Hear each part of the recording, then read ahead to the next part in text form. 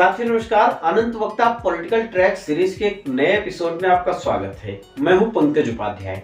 आज बात करते हैं भारतीय जनता पार्टी के जाट और कांग्रेस के जाट, दोनों में क्या अंतर है, क्योंकि आजकल पॉलिटिकल ट्रैक पे यही बातें ट्रेंड कर रही हैं और लगातार इस पे घमासान होता जा रहा है। कार्यक्रम शुरू करने के पहले सबसे पहले संबित पात्रा ने क्या कहा, ये सुन लेते हैं भाजपाई जाटों के लिए। और एक बात मैं स्पष्ट रूप से बता दूं और कान खोल के सुन ले, जाटों के कंधों का मखौल उड़ाना मना है। हिम्मत किसकी है जो जाटों के कंधों का मखौल उड़ाए? ये फौलाद के कंधे हैं जाटों के। जब जब मां भारती की आवश्यकता रही है, जब जब मां भारती की सुरक्षा की आवश्यकता रही है, हमारे जाट भाइयों ने फौलाद के कंधों के साथ सीना तान करके हिंदुस्तान के लिए वो खड़े रहे हैं। इसलिए आगाह करते हैं, जाटों के कंधों का मजाक कोई ना उड़ाए। ये कंधे मां भारती के कंधे हैं और जाटों की रीढ़ की हड्डी कभी झुक नहीं सकती। ये वो रीढ़ की हड्डी है जो हम सबको एक करके खड़ा करती है। इसलिए जाटों की रीढ़ की हड्डी झुक गई है, इसकी मिमिक्री करने की कोशिश करना यह अपमानजनक है, आपत्तिजनक है, दुखद है। जी हाँ साथियों, संबित पात्रा ने ऐसे वक्त में ये बात कही जब देश के उपराष्ट्रपति जगदीप धनखड़ की संसद में तथाकथित विरोध और मिमिक्री करने पे बात आई है। सांसद के द्वारा मिमिक्री जाहिर सी बात है, लोग समझते हैं उपहास, लेकिन इसे एक जाति से, एक धर्म से, एक पूरे समुदाय को लगातार टारगेट करता हुआ बताना, ये भी तो बहुत कुछ मायने नहीं रखता। लेकिन हम लोग आज चर्चा करने वाले हैं जाट, भाजपाई और कांग्रेसी।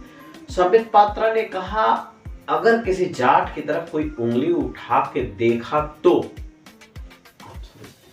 इसका मतलब बहुत बड़ा संदेश था। संबित पात्रा की ठेकेदारी समझ में आती है जाटों को लेके, लेकिन यही संबित पात्रा, यही भारतीय जनता पार्टी उन दिनों जब यही जाट, इसी जाट व्यवस्था से जुड़े लोग, इसी जाति के लोग लगातार उत्तर प्रदेश और दिल्ली के बॉर्डर पे, हरियाणा और दिल्ली के बॉर्डर पे महीनों महीनों तक डटे रहे किसान आंदोलन को लेके, तब बीजेपी का स्वर दूसरा था। तो क्या वो जाट दूसरे थे? क्या वो जाट राष्ट्रद्रोही थे? क्या वो जाट कम समझ में आने वाले थे? अब कौन थे? लेकिन जाटों को लेके राजनीति एक समुदाय की, इसका मतलब सिर्फ संवेदना नहीं हो सकता। अब लगने लगा है दोनों पार्टियों को लगातार कि इस देश में ओबीसी मतदाताओं को रिझाने का तरीका यही हो सकता है, क्योंकि ओबीसी एक बड़ा वर्ग है देश में। और तब जबकि साल 2024 में लोकसभा के आम चुनाव होने वाले हैं, देश का मुखिया तय होने वाला है, तो क्या ये बातें बढ़ोतरी के लिए की जा रही हैं?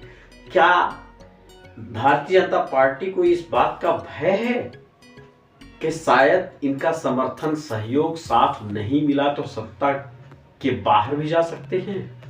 अगर ये आत्मविश्वास है, आत्मविश्वास से भरी पार्टी है, तो फिर इतना एक समुदाय को साथ ले आने की कवायद इस कदर उंगली दिखा के विरोधियों को किया जाए, ये बड़ी बात है। लेकिन उसी जगह पे अब राहुल गांधी भी जाट राजनीति करने लगे। लगातार हरियाणा जाकर, लगातार लोगों के बीच में जाके दो चार करने लगे। शायद भारत न्याय यात्रा इसी का एक उदाहरण है, मणिपुर से मुंबई तक। आज के लिए बस इतना ही। ऐसे दूसरे किसी कंटेंट के साथ जल्दी भेंट होगी। बने रहिए, बहुत ध्यान से रहिए। धन्यवाद, नमस्कार।